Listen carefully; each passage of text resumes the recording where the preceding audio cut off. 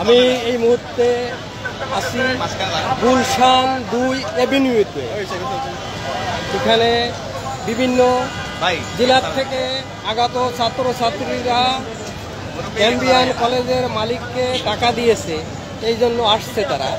তারা এই জায়গায় সমাবেশ করতেছে এবং গুলশান এভিনিউ রাস্তা গাড়ি চলাচল বন্ধ করে এ জায়গায় তারা আন্দোলন করতেছে।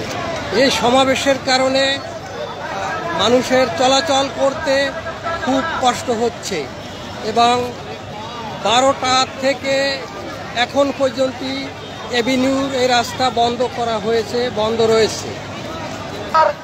আমাদেরকে আমাদের টাকা পরিশোধ কবে হবে? আমাদের রাস্তার অবরোধ কিন্তু দুর্বল হয়ে যাচ্ছে। আমাদেরকে মূলত ছাত্রছাত্রীরা এই অফিস দেখে টাকা দিয়েছে বাশার সাহেবকে, ক্যাম্বিয়ান কলেজের মালিককে।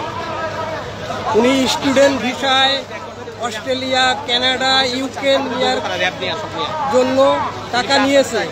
টাকাগুলো এখন না দিয়ে উনি গায়েব হয়ে গিয়েছে। এই জন্য গুলশান এভিনিউতে ধর্মঘট পালিত হচ্ছে।